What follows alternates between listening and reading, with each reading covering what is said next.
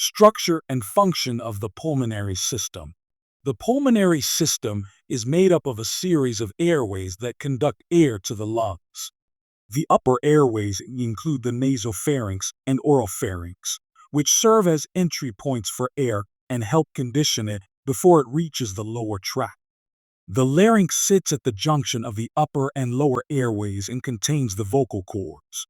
Below the larynx, the lower airways include the trachea, bronchi, and terminal bronchioles, which deliver air to the respiratory portions of the lungs. This slide likely illustrates the anatomy of the airway structures, including the branching of the trachea into the bronchi. Each bronchus divides into smaller bronchioles that distribute air throughout the lung lobes. These branching patterns are critical for efficient ventilation. Structural integrity and patency of these airways are essential for maintaining adequate airflow and oxygen exchange. Gas exchange occurs in the smallest divisions of the airway, known as the respiratory bronchioles, alveolar ducts, and alveoli. The alveoli are lined by two types of epithelial cells. Type I alveolar cells provide structure, while type II alveolar cells produce surfactant, a substance that reduces surface tension and keeps alveoli open. Alveolar macrophages also reside in the alveoli and provide essential immune defense by clearing debris and pathogens. This diagram likely provides a visual representation of alveolar and capillary organization. The close relationship between alveoli and pulmonary capillaries ensures rapid and efficient gas exchange. Any disruption in alveolar structure, surfactant production, or capillary perfusion can significantly impair oxygenation. Maintaining the integrity of these structures is vital for respiratory health. Pulmonary circulation has several important functions beyond gas exchange. It delivers nutrients to lung tissues, acts as a reservoir for blood returning to the heart, and helps filter out small clots or air bubbles. Unlike systemic circulation, pulmonary blood flow occurs at lower pressure. At any given moment, only about 1/3 of pulmonary vessels are filled with blood, allowing flexibility in managing changes in cardiac output. The pulmonary artery divides and enters the lungs at a point called the hilum. Each bronchus and bronchiole is accompanied by a corresponding artery or arteriole, forming a parallel system of airways and blood vessels. These arterioles then branch further to form networks of capillaries that surround the gas exchange units called acini. This alignment ensures that air and blood meet efficiently for oxygen and carbon dioxide exchange. The alveolocapillary membrane is the thin barrier across which gases are exchanged between alveoli and blood. This membrane is formed by the closely joined walls of alveolar cells and capillary endothelial cells. Oxygen and carbon dioxide pass across this interface by diffusion. The pulmonary veins then collect oxygen-rich blood and carry it back to the heart, entering the left atrium. This slide likely emphasizes the integration of pulmonary and systemic circulation. The pulmonary veins, unlike arteries, are dispersed randomly throughout the lungs and do not follow the bronchial tree. They drain multiple pulmonary capillaries and carry oxygenated blood to the heart. This circulation is tightly regulated to match ventilation with perfusion. The bronchial circulation is part of the systemic system and serves a different purpose than the pulmonary circulation. It provides oxygenated blood to the airways, large pulmonary vessels, lymph nodes, and the pleural membranes. It also helps humidify and warm inspired air. While it does not participate directly in gas exchange, it plays a crucial supporting role in maintaining lung function. Pulmonary blood flow is tightly regulated by the contraction and relaxation of smooth muscle in the walls of the pulmonary arteries.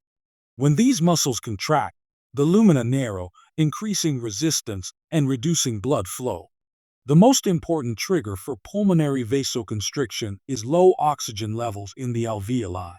Acidemia, or low P, can also cause the pulmonary arteries to constrict, further limiting blood flow through poorly ventilated areas.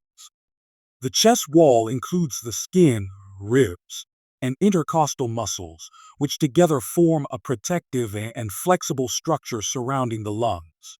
Inside the thoracic cavity, the lungs are enclosed by the pleura, a double-layered serous membrane. The outer layer, called the parietal pleura, lines the chest wall, while the inner visceral pleura adheres directly to the lungs. Between these layers is the pleural space, which contains a small amount of fluid that allows smooth movement during breathing. This illustration highlights the anatomy of the thoracic cavity, including the lungs, heart, diaphragm, and surrounding structures. The cavity is designed to allow for expansion and contraction of the lungs during each breath. Its enclosed design helps generate the negative pressure necessary for inhalation. Proper function of all components is essential for effective ventilation. The pulmonary system serves three primary functions: ventilation, diffusion, and perfusion. Ventilation refers to the movement of air into and out of the lungs. Diffusion is the exchange of gases, oxygen and carbon dioxide, between the lungs and the blood. Perfusion ensures that oxygenated blood is delivered to tissues throughout the body, sustaining cellular function and metabolism.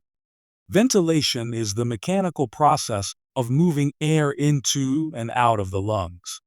Minute volume is the total amount of air breathed in 1 minute and is calculated by multiplying the respiratory rate by the volume of each breath. Alveolar ventilation is the portion of this air that actually reaches the alveoli and participates in gas exchange. This measure is critical in determining how effectively the lungs are oxygenating the blood.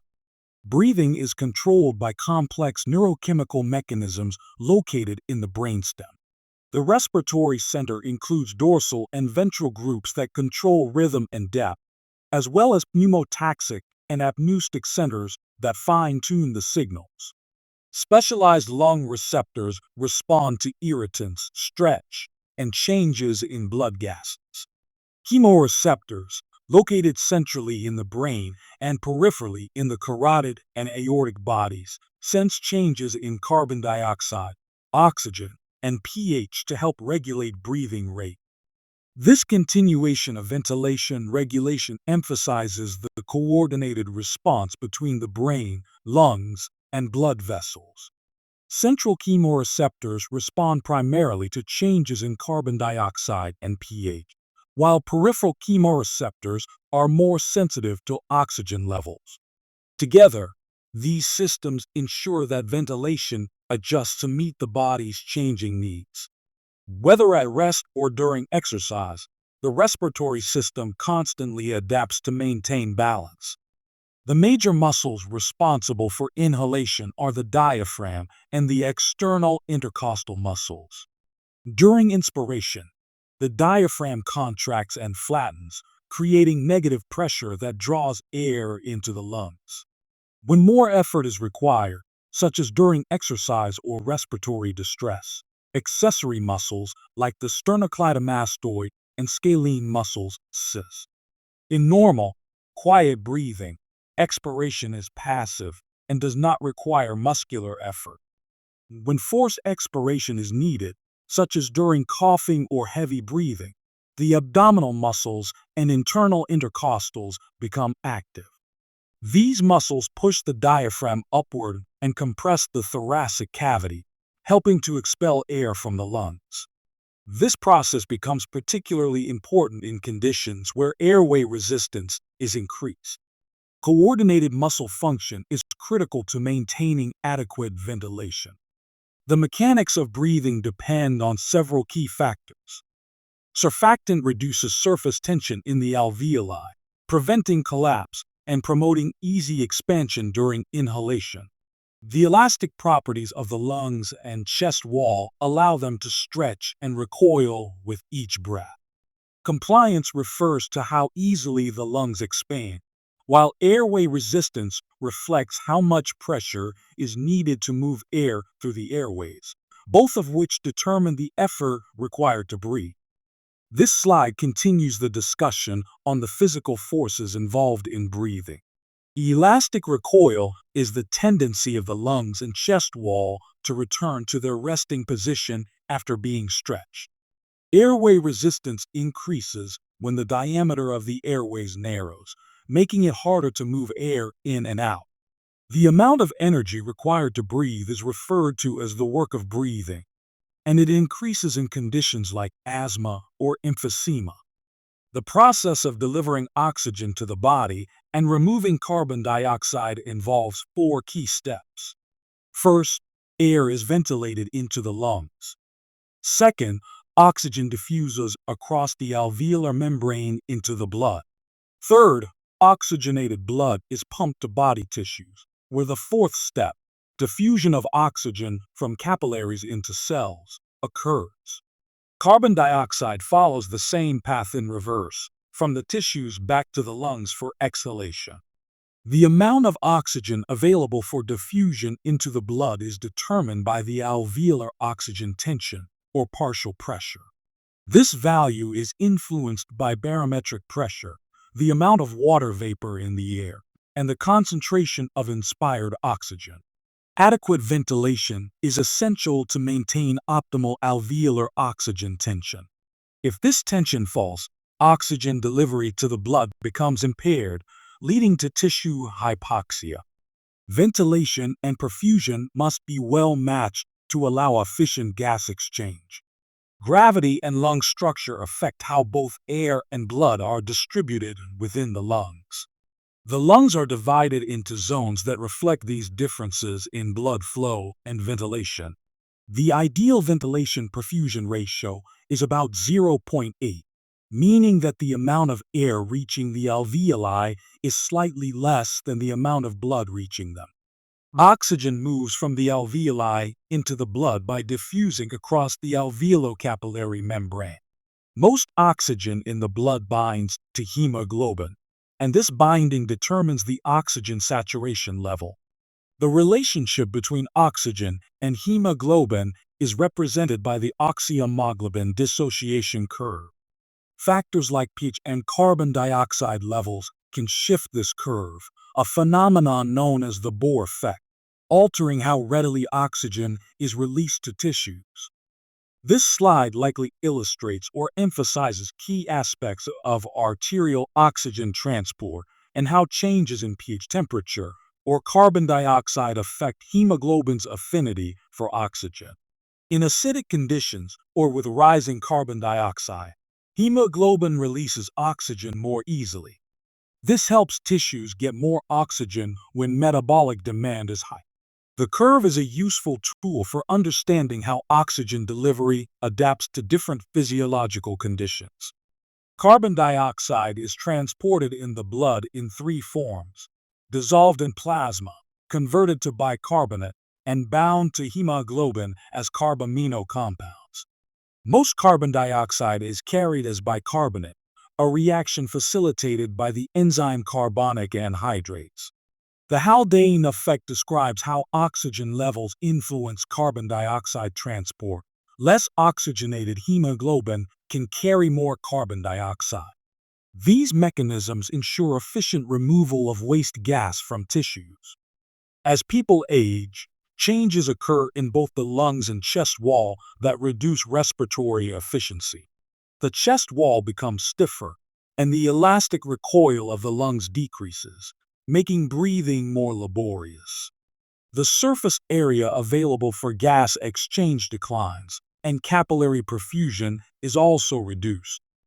These changes contribute to decreased exercise tolerance and increased vulnerability to respiratory illness in older adults.